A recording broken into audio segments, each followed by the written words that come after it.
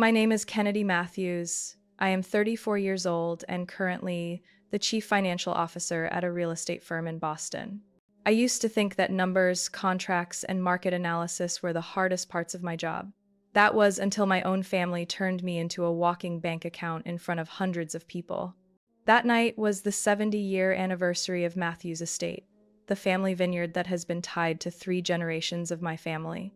I had been invited up on stage to speak, presented as the family's new pride. Just as I raised my glass to toast, my brother Noah suddenly grabbed the microphone. He smiled broadly, then announced in a clear voice, "And the best news tonight. My sister Kennedy will invest $200,000 to save our family's legacy." The room erupted in applause. Every eye turned to me, awash in admiration, emotion, pride. Only I stood there frozen. I had never agreed. I had never promised anything. Have you ever been put in a situation where the whole world cheers for something you never said? Have you ever been pressured by your own relatives to make sacrifices they call family duty? Please leave a comment below if you felt what I felt. Don't forget to hit like and subscribe so you don't miss the next part, where I'll tell you what was really happening behind that glittering curtain and why that moment is one I'll never forget. I don't remember how I stepped down from the stage. Everything sounded muffled, as if submerged, cloudy, choking, then breaking into the applause and laughter that echoed from every direction. My heels touched the marble steps my grandfather had had installed in the 1960s, amid the clinking of glasses and the whispered looks from relatives who glanced at me with awkwardness and judgment. I didn't speak up right then. Not because I agreed, but because I knew that any words I said in that moment would be twisted into rash, spoiling the party, or worse, ungrateful to family tradition.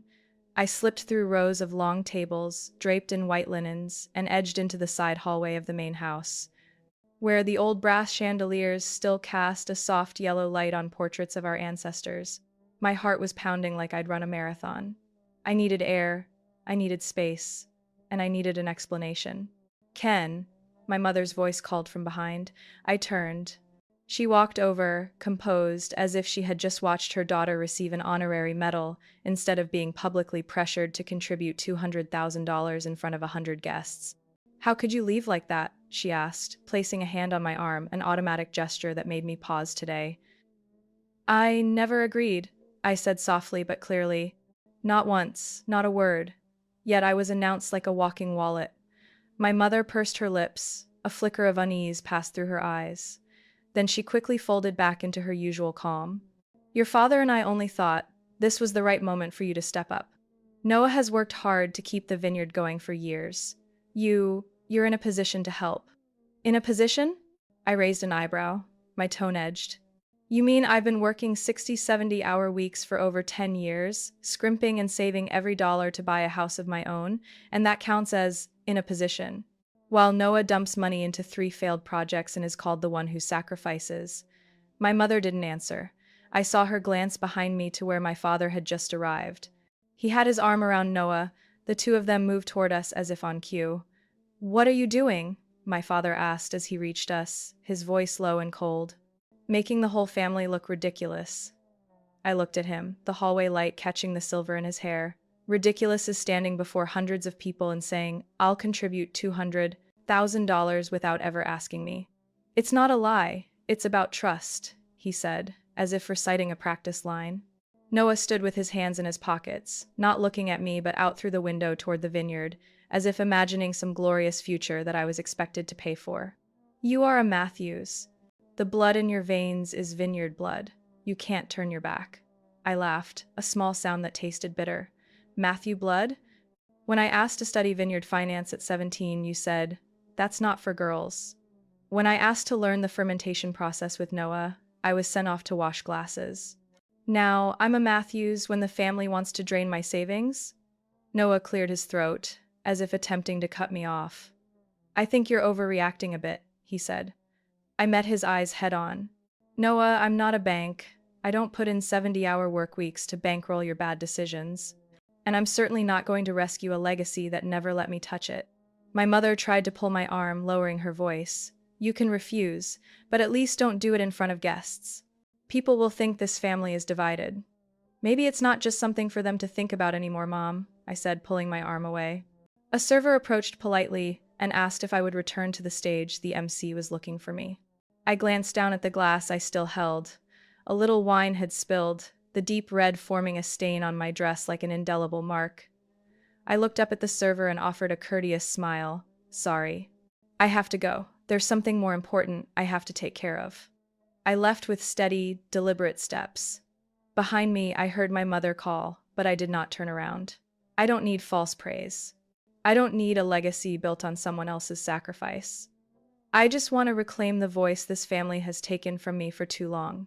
Have you ever been turned into a financial tool by the very people closest to you? Have you been told to sacrifice for the family when you were never truly recognized as part of it? If this story resonates with you, share your feelings below. I will tell you what happened after I left the vineyard and how I slowly reclaimed control of my life. I drove away from the estate as the late afternoon sun slashed across the rows of vines, which were already deepening to wine red. A flood of memories came with the smell of earth and damp wood, the scent I had grown up with but never truly belonged to. It's a large estate. 3 main buildings, an old wine cellar, a fermentation area converted from an old barn, and more than 30 acres of vines stretching down toward the southern creek.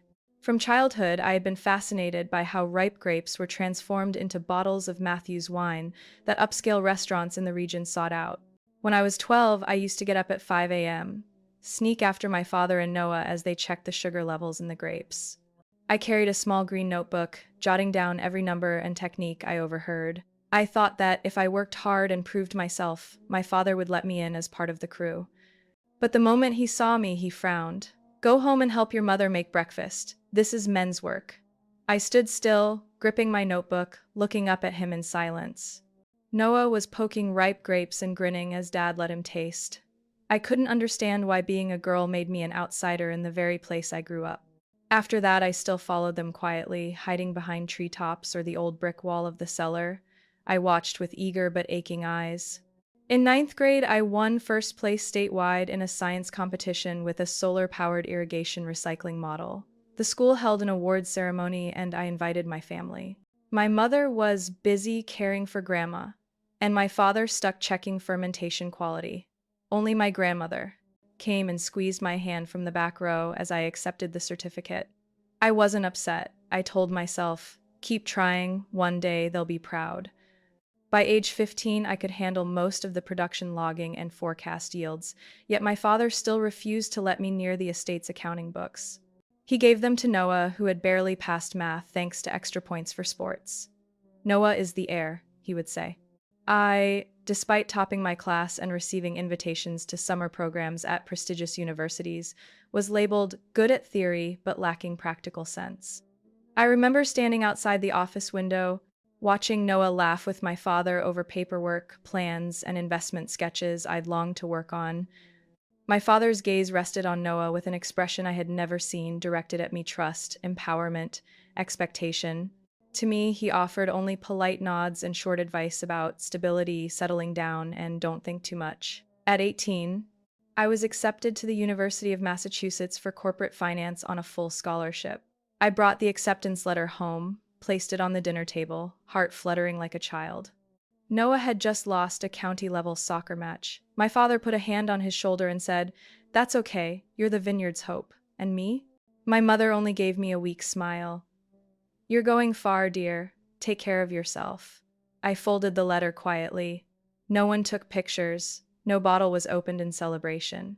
4 years of scholarship merited only a parting word to be careful on the road. From then on, I supported myself with part-time jobs, summer internships at real estate firms, and scrimped every penny. While friends vacationed in Florida or Colorado during spring break, I took extra shifts at the campus coffee shop. All of it for one goal: to be fully independent, never having to beg my family for what Noah had taken for granted for years. I never envied him. I only didn't understand why, under the same roof and surname, standards could be so different. I graduated with top honors, joined an urban design firm, then moved to Westland Realty, where I rose quickly. No one in my family asked how I earned the role of CFO at 32. But when my new title appeared in an industry magazine, my mother texted, "Your father says you're doing great, come home for dinner sometime." That dinner never happened. Until today, at the estate celebration, when everyone applauded Noah's announcement, I suddenly realized, with them, I'm only remembered when there's money involved. I don't know how many of the hundreds of guests actually knew who I was, or whether they simply saw a woman in a business dress and expensive heels and assumed I'd made it and therefore had an obligation to give back. If achievement only makes you a name attached to a coerced investment, is it worth it? I stood there, remembering my father's steady nod as he confirmed to everyone that I would contribute. No hesitation, no doubt. As if he had forgotten every time I asked to learn, every night I sat with my mother studying cost formulas. All those moments no one noticed. As if my existence only mattered when it could be converted into a line item on a ledger. I saw the 12-year-old girl in the vineyard again, clutching her notebook, eyes brimming but holding back tears. I learned silence very early, but today, I stepped out of that silence. I will not go back. I left the celebration and drove straight to my apartment in Beacon Hill.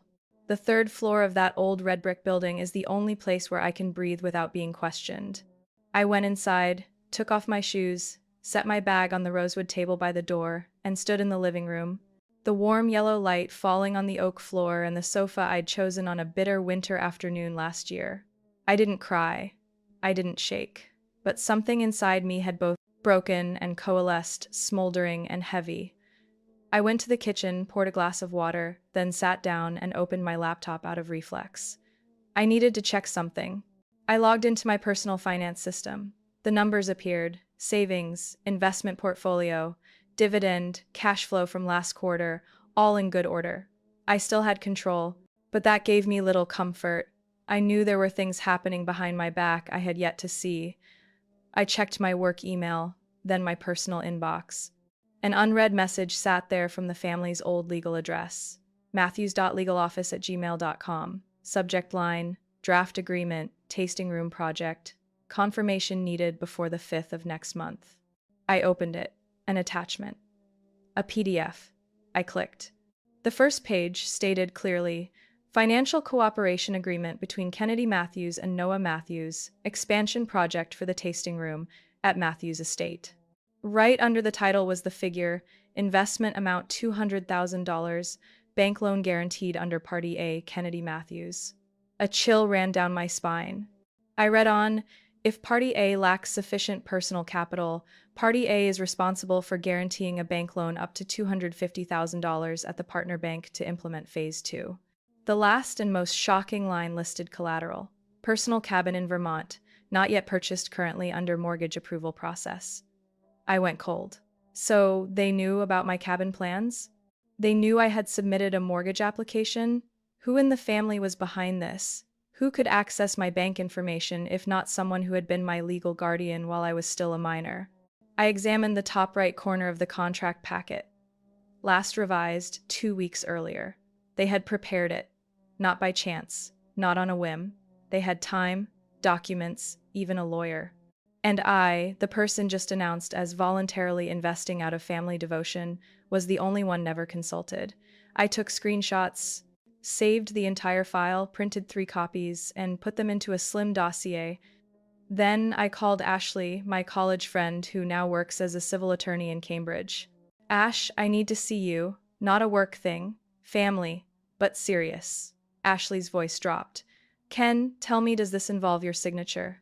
I haven't signed anything, but they prepared it very carefully. You have to see it for yourself. Ashley agreed to meet the next morning. I sat in my apartment for a while, feeling stripped of armor and unable to defend myself. Then I stood, placed the dossier in the small safe under my bedroom floor. I've always been cautious. Maybe that vigilance kept me from being pushed into the scheme my family had set up. The next morning I went to Ashley's office in downtown Cambridge. She opened the door and led me straight into her private study. Let me see, she said. I put the file on her desk and flipped through the pages. Ashley read, nodding at first. Then her expression slowly shifted from calm to puzzled, then angry. Kennedy, this isn't just a loan agreement. This is a financial trap. If you sign and they don't have sufficient revenue, the entire debt will automatically transfer to you in the form of personal collateral. And my cabin that I'm about to buy becomes the tool to pay off their debts, I said quietly. Ashley nodded. Exactly. And they've inserted a hidden clause: if any financial risk occurs related to Party B, the bank is still allowed to draw from the collateral to protect its capital. I leaned back in the chair, staring at the ceiling. Ashley hesitated, then asked, "I hate to ask, but who in the family could know about your mortgage process?" I was silent for a few seconds, then answered softly, "Probably Mom." I had used her name as a reference of kinship when I submitted preliminary paperwork more than a year ago. At the time, I never imagined she would use that information later to construct a scheme that would corner me. Ashley sighed. "You need to send an immediate formal refusal letter and demand they stop using your name in any form, including any public representation. At the same time, lock down any credit accounts or mortgage contracts that haven't been funded." I nodded. "I'll do it today." She stood and put a hand on my shoulder. "I know you're strong, but this is no longer a private matter. It's a deliberate asset grab strategy. You have to protect yourself." I left Ashley's office with my mind suddenly clearer. The pieces began to connect. Noah's vague claims about shared family sacrifice, my father's averted gaze when I questioned him, my mother avoiding mention of the cabin even though she had clearly read my file. Everything was more obvious than ever. They didn't just want my money. They wanted me to be legally responsible for Noah's failures, with no trace left behind. That evening, when I got home, everything felt tangled. I flipped the light on, took off my coat, and instead of going to the kitchen, I collapsed on the living room floor, my dossier still at my side. Nothing hurts more than discovering that blood relatives not only hide things but trample the trust you once gave them. But I could not give up. If I retreated now, everything I'd built could be swept away by a non-existent signature. I opened my laptop and searched through old folders. There was an email account I had used while working with a local bank in Vermont. That inbox remained connected to legal partners and financial advisors through draft purchase documents for the cabin. I needed to check every thread, looking for any trace that someone had used my name. After almost an hour of searching, I found a chain of emails from over a year ago between a small bank office in Addison County and an unfamiliar address, n.matthews.co, insulting@gmail.com. Subject: Operating Loan Guarantee Matthews Estate, Harvest, September. I opened it. Inside, the bank confirmed receipt of an application for a seasonal harvesting equipment loan of $48,000, with the guarantor listed as Kennedy Matthews, currently CFO at Westland Realty. The file stated, "Guarantee by personal creditworthiness, no collateral required at present, will be escalated to collateralized status if the loan becomes delinquent for 180 days. My blood rushed to my face. I had never submitted such a request. I had not signed any paperwork related to that loan. I scrolled down. A line of text stopped me cold. "Consent obtained by online authentication. Credentials, financial ID number, personal email, contact number, consistent with customer profile, confirmed by Noah Matthews." He had used my information. He logged in through a simple authentication system. Maybe he knew my old secondary email address. Maybe he had access to old documents from the time I handled some family finances a few years ago. I scrolled to the electronic signature section. There was no signature, only this note. "Confirmed via email on June 14th, trace ID, KM 4013. My hand shook. I don't remember any confirmation like that. When I searched my inbox for that date, the only item was a promotional discount notice from an online retailer. I began to understand. They didn't need my physical signature. They only needed enough information, and family members always find a way to get it. They had exploited the trust I once placed in them to legitimize a financial decision I had no idea about. I called Ashley right away. She picked up almost immediately. "What's going on?" I told her, step by step, quoting the emails. After she listened, Ashley was quiet for a long moment. "This is more serious than I thought. If that loan goes delinquent and the bank moves to enforce the guarantee, your credit history will be directly affected. That could halt your cabin mortgage approval." I took a deep breath. And if the cabin is stopped, the plan to get out of that family cycle collapses completely. Ashley didn't answer at once. Finally, she said softly, "I think you need to consider filing a complaint for identity misuse." I was silent. Hearing misuse out loud felt sharp as metal. It hurt like a thorn. Do you have evidence that you did not authorize or confirm that email on that date? My email account was deactivated 2 weeks later, and I haven't logged in from my personal devices since the beginning of the year. Ashley nodded over the phone, her tone firm now. Then I can help you prepare a file to document the unauthorized use of your identity, but I advise you to do something else in parallel. What's that? Contact the issuing bank directly. Request a full account statement and demand that any guarantees under your name be frozen until formal verification is complete. I nodded, eyes glued to the screen. I'll do it now. When the call ended, I logged into my bank account and the loan management system.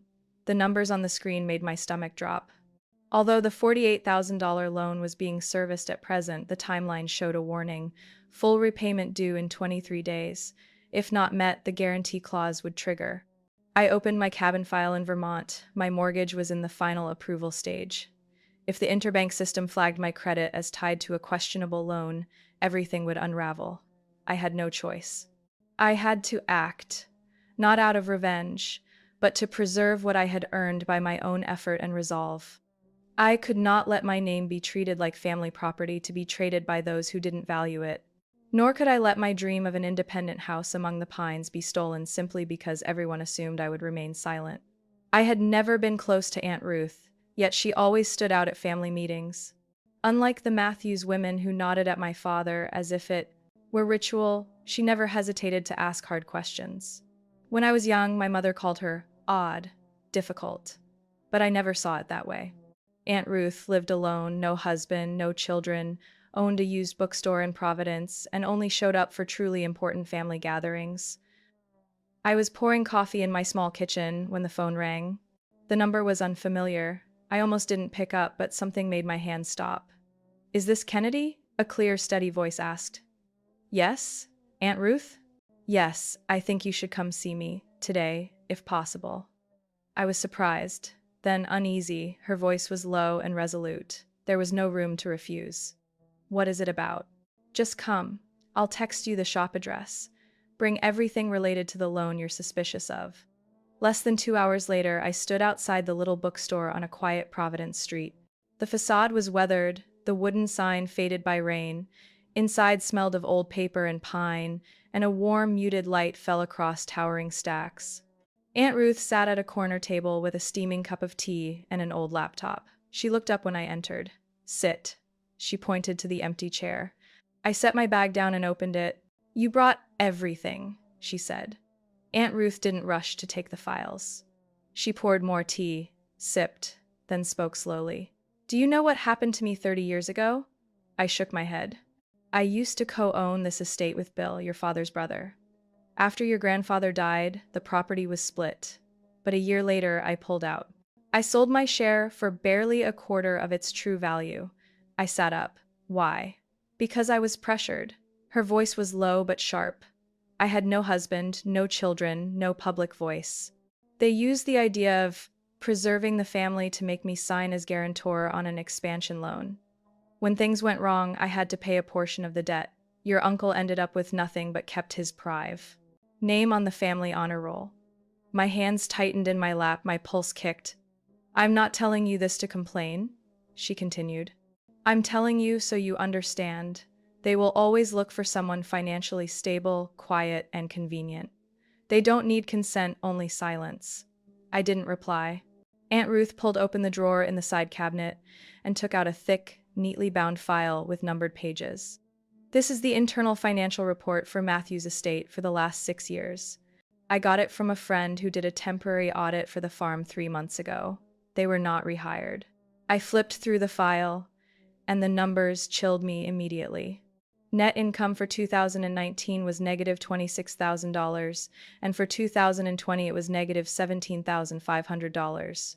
Noah's separate hospitality expenses over the past 2 years totaled nearly $90,000.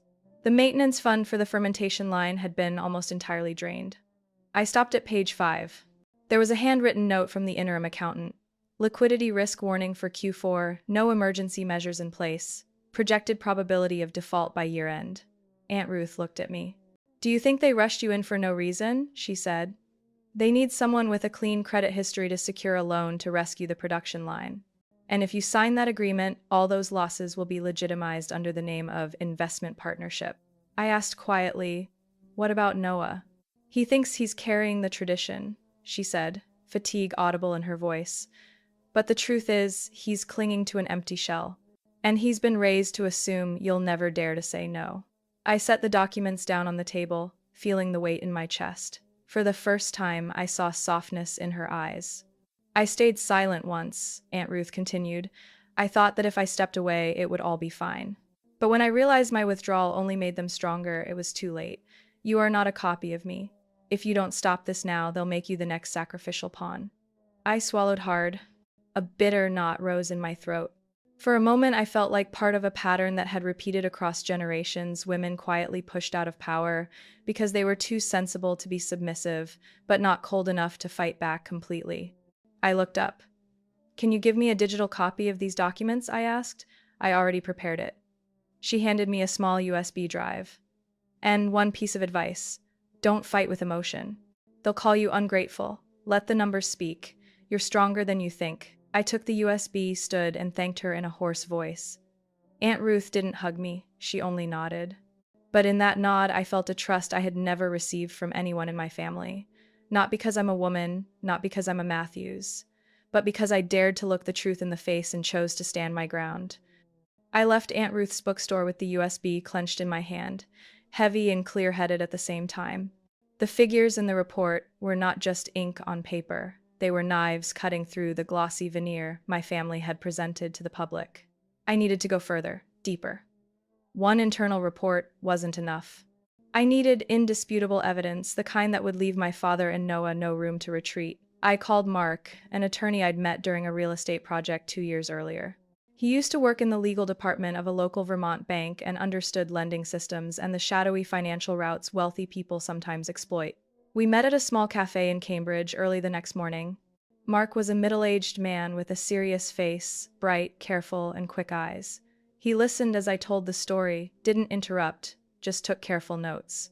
"Kennedy, what you're describing reads exactly like a family financial trap," he said in a low, certain voice.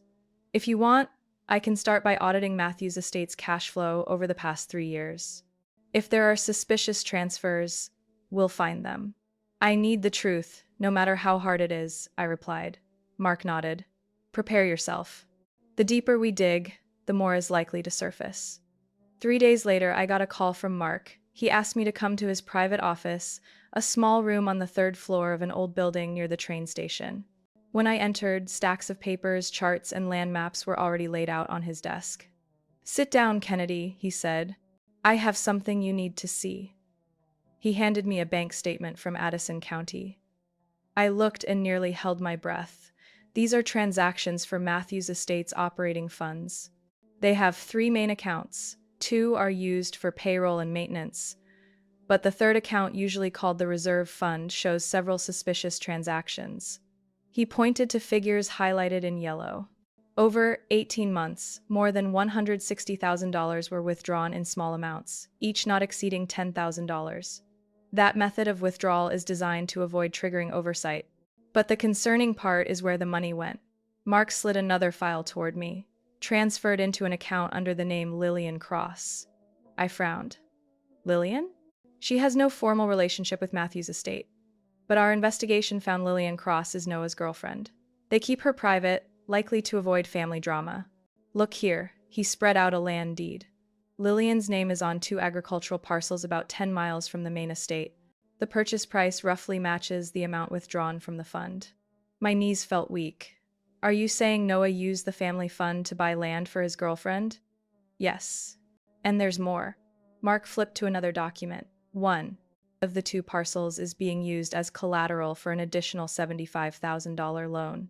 The guarantor on that loan is listed as Noah, under the name Matthews Estate." I sat in stunned silence at the lines before me. This was not just a financial irregularity, it was betrayal. "If this comes to light," Mark continued, "the estate could lose its credibility with the bank, and current loans might be called immediately. But, Kennedy, the more important point is this. If you don't act, they'll try to push you into covering these gaps." I bowed my head into my hands and breathed deeply to steady myself. Did my father know? Mark's eyes were heavy. It's hard to say for sure, but one disbursement was approved by Richard Matthews' signature. $50,000 listed as expansion costs.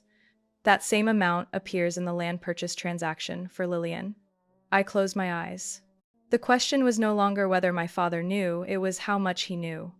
Can I get full copies of all of this? I asked, voice trembling but clear. I already prepared them. Mark handed me a USB drive and a numbered paper dossier. Kennedy, keep these documents somewhere safe, and prepare yourself mentally. Once you decide to expose this, there's no turning back. I gripped the materials, my fingers tight, pain and anger mingled inside me. Yet, a cold clarity emerged. If I remained silent, I would become the one held accountable for things I had no hand in creating. When I left Mark's office, light rain was falling, the drops dotting my face. I walked slowly toward the train station, Aunt Ruth's words echoing in my head. Don't let them make you the sacrificial pawn. Now I could see the board. I had a piece to move. I arrived at the family meeting on a gray Saturday afternoon. The estate was busier than usual. Relatives' cars lined the road up to the gate. Entering the dining room, I felt like I'd stepped into an unofficial courtroom. My father sat at the head of the table, my mother beside him, while Noah stood near the window, looking confident as someone ready to deliver a speech. Relatives from near and far were present, aunts, uncles, cousins, all turning to look at me. My father spoke as soon as I sat and set my bag down. It's good you're here.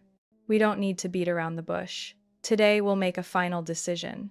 You'll sign the investment agreement and officially stand with us shoulder to shoulder to support Matthew's estate. I took my seat, opened my bag, and pulled out the documents Mark had prepared. Every eye tracked my smallest movement. My mother intervened, her voice soft but heavy with pressure. Kennedy, you are the pride of the family. Everyone out there expects you to stand with your brother. Signing is not just about money, it's about the family's honor. Noah smiled and stepped closer, placing a hand on my shoulder. Sis, I've sacrificed everything for this place. My friends have houses and cars. I'm here from dawn to dusk, working nonstop. You're successful, you're in a position to help, just reach out, and we'll raise the Matthews name to new heights together. I pulled his hand away and spoke in a calm but firm voice. That's what you call sacrifice? The room froze. I placed the land map Mark had uncovered on the table. These are 2 parcels purchased under the name Lillian Cross. Where did the money come from? From the reserve fund. Over $160,000 was withdrawn. One parcel is even mortgaged for an additional $75,000. The guarantor is Noah Matthews. A murmur rippled through the room. Aunt Ruth at the back nodded, as if confirming my words. Noah cut in immediately. This is a long-term strategy. Lillian is only holding the title temporarily to avoid legal complications. You don't understand, Kennedy. This is how you protect assets for the long term. I looked at him without blinking. Protect for whom? For you? For the family? Or for your girlfriend? Why was the family not informed? Why the secrecy? My father slammed his hand down on the table. The sharp sound echoed. Enough. You're smearing your brother in front of everyone. Don't you realize how selfish you are? Noah stayed and safeguarded this place while you ran off to Boston living luxuriously, and now you come back to criticize. I stood, my voice steady though shaking slightly. Luxurious? I supported myself through college, working every hour for my scholarship so I could stand on my own. Meanwhile, Noah received continuous funding and praise despite repeated failures. And now he's been embezzling funds to buy land under someone else's name. The atmosphere thickened. Some relatives exchanged whispers. Uncle Robert, a man of few words, finally spoke up. Noah, is that true? Noah stammered. You don't understand. It's an investment, a long-term vision. Aunt Martha sighed softly. Noah, at least tell the family. This isn't your money alone. My mother interjected, voice urgent. Everyone, don't listen to only one side. Kennedy is trying to shirk responsibility. Yes, there are transactions, but we all know Noah would never harm the estate. I opened the second folder and laid out the detailed bank statements. These are documents from Addison County Bank. The transactions match. You can deny my words, but you can't deny the numbers. Silence fell. I watched a few faces shift from doubt to worry. Aunt Ruth spoke then, calmly but sharply. The question isn't whether Kennedy has responsibilities. The question is why we let a manager of that caliber keep control. Noah snapped at her. What do you know about running a winery? Aunt Ruth answered immediately, fearlessly. I know the consequences of blindly signing loans that others create, and I won't let Kennedy repeat my mistake. My father's face flushed red. My mother surveyed the room as if wishing someone would step in to stop the confrontation. But the unexpected happened. Relatives who had been quiet began to side with me. My cousin Stephen spoke up. If these documents are real, we need to reevaluate everything. Noah, you hid things from the family. That's hard to accept. Tension spiked, and all eyes turned toward Noah. He was sweating, trying to maintain composure, but his voice faltered. I only wanted to keep the tradition. Without me, this place would have collapsed long ago. I looked around the table, took a deep breath, and then said firmly, "If you truly wanted to preserve the tradition, you wouldn't have let the estate sink into debt and funnel money to outsiders. I will not sign. Not because I'm selfish, but because I refuse to push my future into the black hole you created." Whispers rippled through the room. A few faces were stunned, some grew hard. The important thing was the seed of doubt had been planted. From that moment, I knew the balance had begun to shift. This year's family dinner was held at the Matthews estate itself, under the ancient oak that has watched generations come and go. Long tables draped in white formed a U, glasses brimmed with wine, laughter and conversation mixed with the smell of grilled meat and damp wood in the cool late autumn air. On the surface, it looked like a warm family gathering. Inside me, it was a battlefield. I had prepared for this evening all week. The USB Aunt Ruth had given me, the documents Mark provided, and the reports I had compiled into a detailed analysis, all were ready. I knew that one small mistake and everyone would turn away from me, branding me a family traitor. But the truth needed to be brought into the light. As people raised their glasses to toast, I stood. The music softened. Every eye turned toward me. "May I say a few words?" I began, my voice clear, not loud, but resonant. My father frowned. "Kennedy, this is a family celebration, not a place for arguments." I answered immediately. "Precisely because it's family, I have to speak. What I'm about to share concerns the future of Matthew's estate directly." I walked to the projector a friend had brought, plugged in the USB. The big screen filled with green and red charts, columns of numbers down to the last dollar. Murmurs rose at once. "This is the actual financial picture of the estate over the past 6 years," I said, remote in hand, scrolling through the charts. Consecutive negative returns, increasing bank debt, and more importantly, over $160,000 from the reserve fund was withdrawn without informing the family. I clicked to the next page, showing copies of the land purchase documents. That money was used to buy land under the name of an outsider, Lillian Cross. Here is the deed, here is the new mortgage file, and the guarantor listed is Noah Matthews. The room seemed to freeze. Relatives murmured, some stood to get a better look at the screen. Noah jumped up, voice sharp. "Enough, Kennedy. You're fabricating things. Lillian is only holding the title temporarily, and those figures don't tell the whole story. You don't understand how a winery is managed." I kept my gaze steady and moved to the final slide, the bank confirmation from Addison County, stamped and legally signed. "If you say I'm making things up, then the bank is making things up as well? This is an official record. If anyone doubts it, I have the original documents ready." The murmurs turned into heavy sighs. Uncle Robert spoke in a serious tone. "Noah, how do you explain this?" Noah stammered, It's a long-term strategy. Everyone knows the wine industry needs expansion to survive." Aunt Martha shook her head, whispering, "But by hiding it from the family and using someone else's name?" I looked around the room and stopped at Grandma Helen. She sat in the center chair, her thin hands resting on her cane, her eyes slow but sharp. She had been silent all evening, watching. "Grandma," I said, my voice softer, "I don't want to divide the family, but I cannot stay silent when the truth is being concealed. I'm not trying to bring Noah down. I'm trying to protect what legitimately belongs to the family." The room fell into a hush. Grandma rose with the cane. Small as she is, her voice carried. "For years I believed Noah was shouldering the estate," she said. "But today I cannot ignore what I see and hear. I will review the distribution of the assets. From now on, Matthew's estate cannot rest on the shoulders of one person." A wave of commotion followed. Some nodded, others were surprised. My father went pale, my mother clutched the tablecloth. Noah stood motionless, eyes rimmed red, lips pressed tight. I breathed in slowly. My chest felt heavy yet strangely lighter. A turning point had arrived. The favored child throne Noah had sat on so long had been shaken, and I understood nothing would be the same again. After that family dinner, I thought I was prepared for whatever shock might come next. I was wrong. Truth has layers, and the deeper I dug, the more I felt like I was standing on thin ice above an endless abyss. A week later, back at the office, I received a sealed envelope from the bank handling my cabin purchase in Vermont. The messenger said it contained documents requiring signature verification. I opened it at my desk. Inside was a copy of a mortgage contract pledging an agricultural parcel east of the Matthews estate, approximately 3 acres. The shocking part was the named owner on the contract, Kennedy Matthews. I froze. I had never been listed as owner of any estate land. The estate's land had been managed by my father since my grandfather's death, and the only thing I personally owned was the savings for my cabin. Yet, this document showed me as a co-owner who had signed a mortgage to secure a $120,000 loan. I examined the signature closely. The handwriting looked strikingly like mine, but I had never put pen to that paper. The witness listed in the adjacent column was Elaine Matthews. My mother. I leaned back in my chair, the room spinning. Aunt Ruth's words echoed. They will always look for someone financially stable, quiet, and convenient. They don't need consent, only silence. This time they didn't wait for my silence. They manufactured consent. That afternoon I called Mark and sent him a copy of the contract.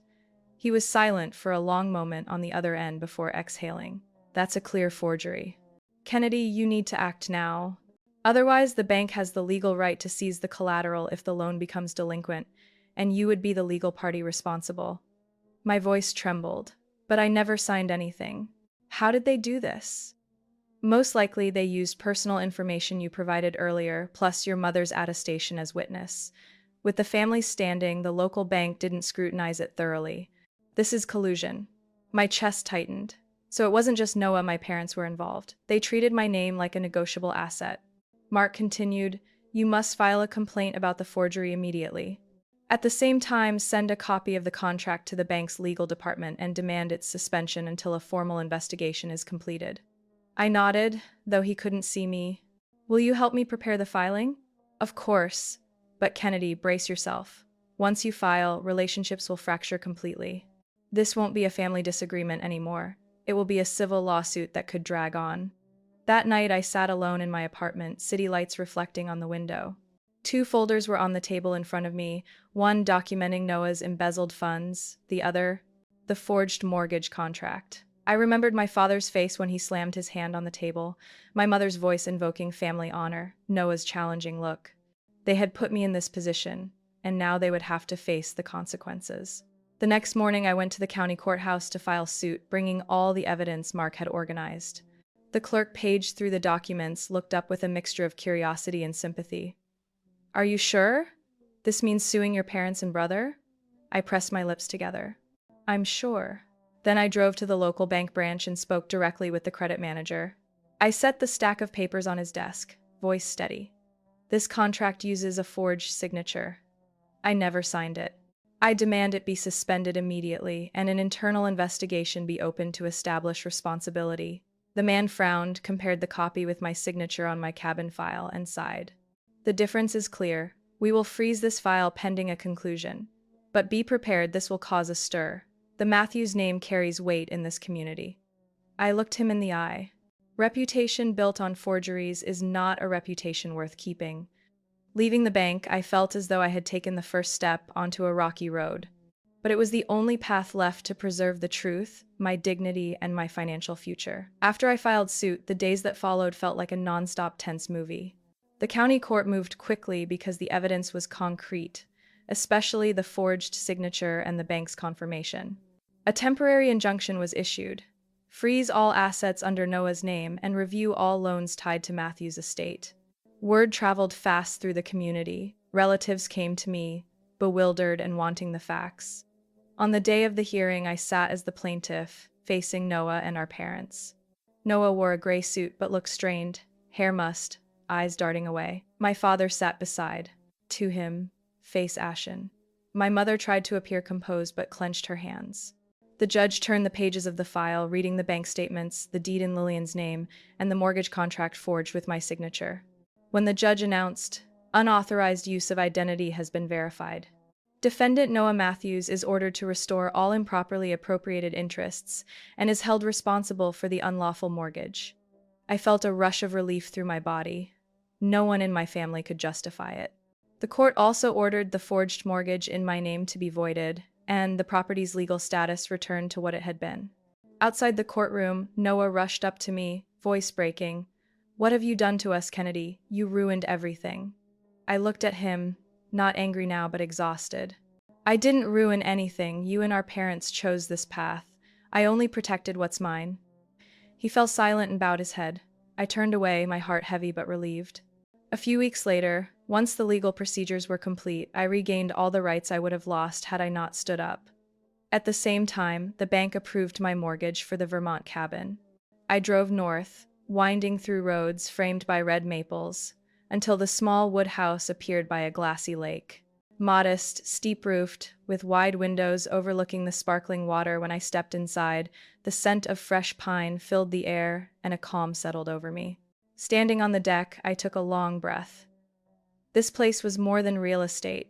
It was proof of the freedom I had fought for. A new legacy not given by the family but built by my labor, determination, and the wounds that forced me to grow. When the cabin was ready, I hosted a small gathering. Ashley, Mark, and a few colleagues. We grilled outside and opened a bottle I chose myself, not one bearing the family label. Laughter rose to meet the music. I raised my glass and looked at the faces smiling back. In that moment, I understood more clearly than ever. Blood does not always mean safety or love. Family sometimes isn't where you are born, but where you place your trust. People who will stand by you even without shared blood.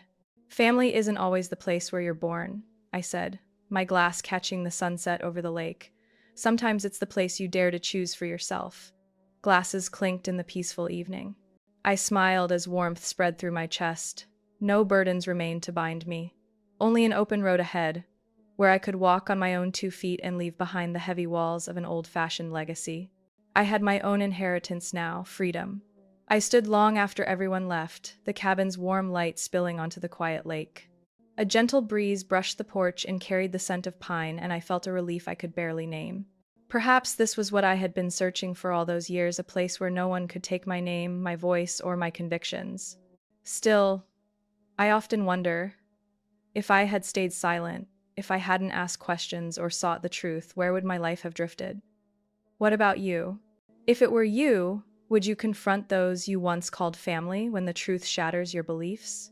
Would you stay silent to preserve peace, or stand up for yourself even if it risks tearing everything apart? I'd love to hear your thoughts on this story. Please share your feelings or experiences in the comments.